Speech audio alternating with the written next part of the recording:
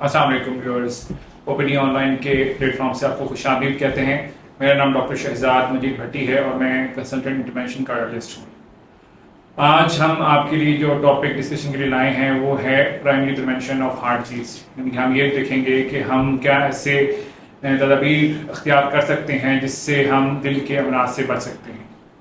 दिल का आर्जा वैसे तो कई किस्म का होता है, जिसमें मौरूसी अमराज भी शामिल हैं और कुछ अमराज ऐसे होते हैं कि जो दिल की शरीयानों की तंगी की वजह से होते हैं। आज हम बात करेंगे कुछ दिल के अमराज के बचाव के सिलसिले में कि हम कैसी तदाबीर अख्तियार कर सकते हैं जिससे हम दिल के अमराज से बच सकें।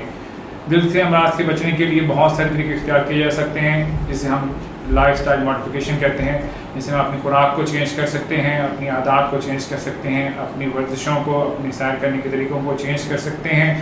और आज हम थोड़ा इसके बारे में बात कर सकते हैं। कुछ बात करने के बाद में दवाइयों के सिलसिले में और कुछ ऐसे सवाल जो आप रूटीन में पूछना चाह रहे होते हैं, कुछ हमसे लोग पूछते हैं रूटीन में, उसको भी डिस्कस कर लेंगे। सबसे पहले आपको बताता चलूँ कि जो दिल के अमराज आमतौर पे कॉमन हैं पाकिस्तान में और डे बाई डे बढ़ते जा रहे हैं, वो ये है कि दिल का अटैक, दिल का आर्जा दिल की शरीयानों की तंगी की वजह से होता है। उसके असबाब को देखना और उसको रोकना, उससे बचना।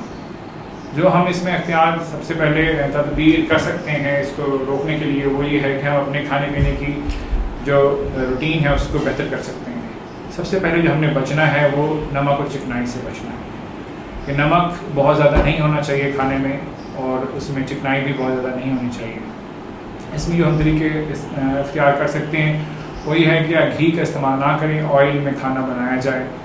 ऑयल कोई भी इस्तेमाल कर सकते हैं, ज़रूरी नहीं कि आपने कॉर्न ऑयल या फिर ऑलिव ऑयल यूज़ करना है। किसी भी ऑयल में खाना बनाया जाए जो रूटीन में बाकी घर वालों के लिए बनता है वो सब के लिए ही ऑयल में बनना चाहिए, वही इस्तेमाल करें और कम से कम ऑयल होना चाहिए। नमक का इस्तेमाल बस मुनासिब सा होना चाहिए, कोई तेज़ नमक का इस्तेमाल बंद कर देना चाहिए। जंक फूड इस्तेमाल नहीं करनी, जिसमें बर्गर्स हैं, पिज़्ज़ा है, शवारमा वगैरह हैं। जंक फूड इस्तेमाल ना करें। खाने पीने में कोशिश करें कि सब्जियां और दालों का इस्तेमाल ज़्यादा करें।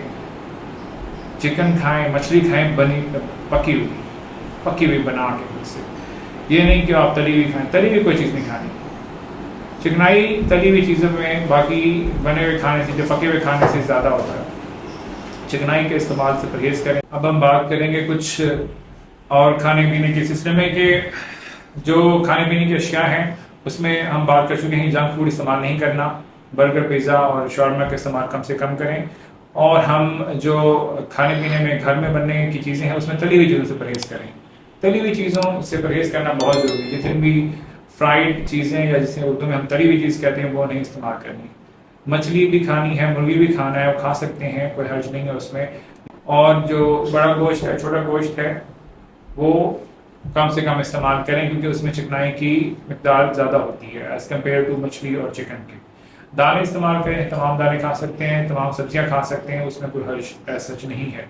उबली हुई चीज़ें लोग कहते हैं कि हमें इस्तेमाल करनी चाहिए, उससे कोई बेहतरी के चांस होते हैं। तो मैं कहना चाहूँगा कि उबली हुई चीज़ें अगर खा सकते हैं, इतना खाए, रोज़ तो नहीं खाई जा सकती। इंसान जो है ना वो फिर उस चीज़ से बदहज़म हो जाता है। तो खाने में उबली हुई चीज़ें इस्तेमाल कर सकते हैं, कोई हर्ज नहीं है इसमें। चावल भी एक हद तक आप खा सकते हैं। जब लोग बड़ा पूछते हैं डॉक्टर साहब चावल तो मना ही है ना हमें, तो इससे चावल कोई मना नहीं है, आपको चावल खा सकते हैं लेकिन लिमिटेड क्वांटिटी में खाएं।